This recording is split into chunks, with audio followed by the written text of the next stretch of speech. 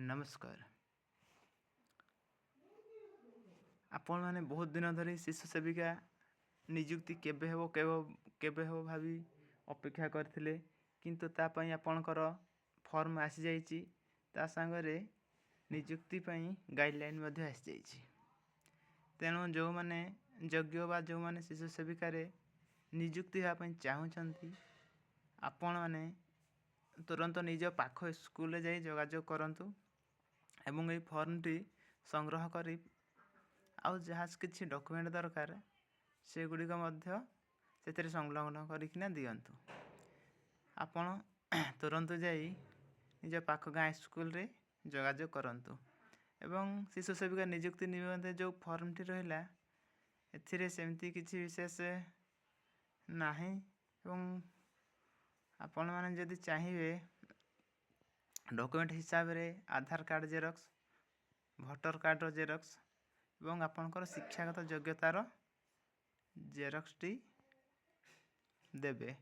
आ जदि आपणकर थिवो सर्टिफिकेट थिवो छाड़पत्र पई जो डिवोर्स सर्टिफिकेट थिवो किंबा आपण जदि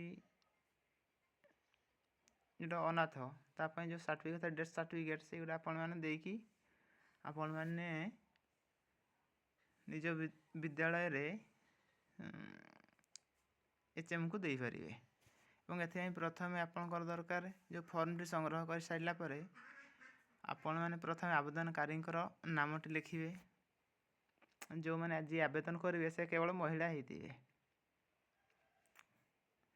एवं द्वितीय रे तांको जदि पिता थे पिता किंबा स्वामी थे स्वामी नाम लिखिबे। तापरे लिंग महिला से केवल खाली हाँ लिखिबे। जन्म तारीख टी लिखिबे एवं जन्म तारीख 1/4/2025 सुधा बयस केते ताको मध्य डाण पटे लिखिए। तापरे जातीयता माने आपण एथे लिखिए भारतीय। वैवाहिक स्थिति एथिरे आपण विवाहित कि अविवाहित सेथिरे हाँ किंबा ना लिखिए। बा विधवा किंबा छाड़पत्र सेथिरे भी आपण हाँ कि ना लिखिए। जे कौन सी गोटाए रे यदि विवाहित होइते विवाहित रे हाँ मारिबे एवं विधवा किंबा छाड़पत्र तो एटा नुह के जे कौन सी गोटाए रे आपण मारि पारिबे। तापरे दिव्यांग हाँ कि ना, हाँ जदि हाँ रे मारि हाँ लिखिए, ना जदि ना लिखिए। सामाजिक वर्ग रे आपण साधारण ना अन्य पछुआ वर्ग किंबा अनुसूचित जाति किंबा अनुसूचित जनजाति के अल्प संख्यक जोटा आपणकर सेथिरे आपण हाँ किंबा नाटा लिखिए। हाँ लिखिए केवल। शिक्षागत योग्यता से लिखिए आपण मैट्रिक किंबा +2 किंबा +3 से गुड़ा आपण लिखिए। एवं 10 रहिला आवेदनकारी ठिकाना से ठिकाना रे मध्ये आपण लिखिपारे निज ग्राम नाम, पोस्ट ऑफिस, ब्लॉक, जिला, पिन कोड एवं निज मोबाइल नंबर टी एवं तळे मध्ये आपण आधार नंबर देवा पई भूलिबे नहीं। एवं ता लास्ट रहिबो भोटर नंबर एवं शिशु सेविका पई आपण केउ विद्यालय रे रहिया पई चाहुचंती से विद्यालय रे नामटी लिखिबे एवं आवेदनकारी दस्तखत आपण निजे दस्तखत देई एई सब डॉक्यूमेंट आपण सेथिरे देबे। जोड़ा कि रहिला हमर आधार कार्ड रो नकल, भोटर कार्ड नकल एवं शिक्षागत प्रमाणपत्र नकल। जदि छाड़पत्र ताहले जांचित छाड़पत्र नकल दाखल करिवे। ए होजे शिशु सेविका नियुक्ति रो फॉर्म एवं तार कौन सब गाइडलाइन अच्छे जदि आपण माने चाहुचंती से गाइडलाइन मध्ये आपण मानक आमे देखौछु। आपण देखि दियंतु एवं से गाइडलाइन अनुसार मध्ये आपणकर योग्यता अच्छी कि नहीं आपण जानि पारिबे। शिशु सेविका नियुक्ति निर्देशावली यही सब आपणकर आसी जाइए। निर्देशावली कौन कौन सब गाइडलाइन अच्छी कौन कौन सब आपणकर आउ एवं ड्यूटी कौन आपणकर से गुड़ा मध्ये आपण निजे पढ़े के जानि पारिबे। प्रथम ड्यूटी सब कौन जानिया। ड्यूटी होची फास्ट समस्त शिशु जहिरे सुरक्षित बा सुनिश्चित और भावनागत भाव प्रोत्साहित मनोभाव को अनुभव करेंगे जेपरिक निरापद और सहानुभूतिशील परिवेश सृष्टि करें। ताहले पिला माने जो थिरे सुरक्षित रहिबे ता सही परिसर आपण कार्य करेंगे। शिक्षक मानू शिशु मानू स्वागत करिवारे ସ୍ୱଚ୍ଛତା ଅଭ୍ୟାସରେ ପ୍ରତିଦିନ ବିଭିନ୍ନ ସ୍କୁଲ କାର୍ଯ୍ୟକଳାପରେ ସୁଗମ ପରିଦର୍ଶନ କରିବାରେ ସହାୟତା କରିବେ। ତାହେଲେ ଏବଂ ଆପଣମାନେ ଶିଶୁମାନଙ୍କୁ ଶିକ୍ଷକ ଯେତେବେଳେ ପାଠ ପଢ଼ୁଛନ୍ତି ସେତେବେଳେ ଆପଣ କ'ଣ କରିବେ ନା ପିଲାମାନଙ୍କୁ ସେ ବିଷୟରେ ଯେପରି ସେମାନେ ମଧ୍ୟ ସେଥିରେ ଅଂଶଗ୍ରହଣ କରିବେ ସେଥିରେ ଆପଣମାନେ ତାଙ୍କୁ ଶିକ୍ଷକମାନଙ୍କୁ ସାହାଯ୍ୟ କରିବେ। ତାପରେ ଯେଉଁ ଶିଶୁମାନେ ଅସୁସ୍ଥ କିମ୍ବା ଅଶାନ୍ତ ହୁଅନ୍ତି ତାଙ୍କୁ କ'ଣ କରିବେ ସାଙ୍ଗରେ ନେଇ ଶାନ୍ତ କରାଇବେ। ଏ ମୋଟାମୋଟି ଭାବରେ କହିବାକୁ ଗଲେ ଆପଣମାନେ ଶିଶୁଙ୍କୁ ସମସ୍ତ କାର୍ଯ୍ୟରେ ବିଦ୍ୟାଳୟର ସମସ୍ତ କାର୍ଯ୍ୟରେ ଅଂଶଗ୍ରହଣ କରିବା ପାଇଁ ପ୍ରୋତ୍ସାହନ ବା ପ୍ରୋତ୍ସାହିତ କରିବେ।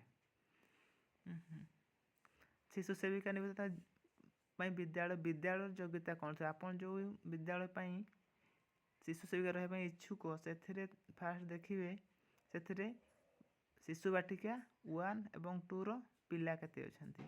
ପିଲା ଯଦି 30ରୁ 100 ଜଣଙ୍କ 30ରୁ 100 ଜଣ ଥିବେ ତାହେଲେ ଆପଣମାନେ ଜଣେ ଶିଶୁ ସେବିକା ରହିପାରିବେ ଏବଂ 100ରୁ ଅଧିକା ଥିଲେ 2 ଜଣ ରହିପାରିବେ। ଏଇଗୁଡ଼ା ସବୁ ଆପଣମାନେ ଏ ଗାଇଡ଼ଲାଇନଟିକୁ ପଢ଼ିବେ। ଆଉ ଏଇ ଯେଉଁ ଆମର ସିଲେକ୍ସନ୍ ରହିବ ଏଥିରେ SMC ରହିବେ, HM ରହିବେ, BO ରହିବେ, ଏମାନେ ସମସ୍ତେ ରହିବେ। ଏ ଗାଇଡ଼ଲାଇନଟିକୁ ଆପଣମାନେ ନିଜେ ପଢ଼ି ନିଅନ୍ତୁ।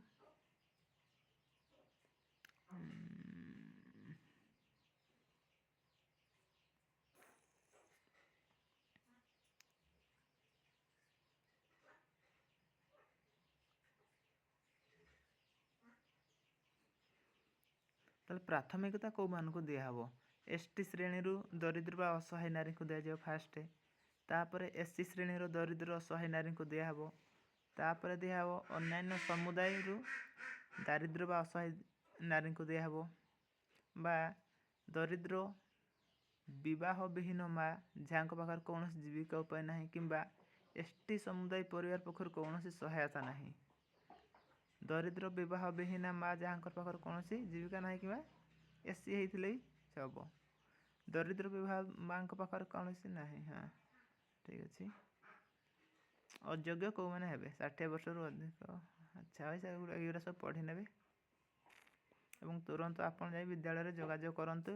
ପିଲା ସଂଖ୍ୟା କେତେ ଅଛନ୍ତି ତାପର ଦାୟିତ୍ୱ ଏବଂ ଏଥିରେ ମାସିକ ଆପଣଙ୍କୁ ମିଳିବ 3000 ଟଙ୍କା। ଆଚ୍ଛା ଏଇସବୁ ରହିଲା ଆପଣଙ୍କର।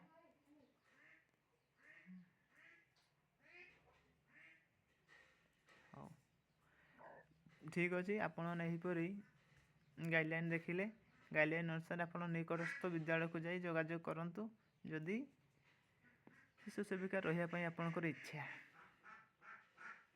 ଠିକ୍ ଅଛି। ପରବର୍ତ୍ତୀ ଭିଡ଼ିଓ ପାଇଁ ଅପେକ୍ଷା କରନ୍ତୁ। ରହିଲି।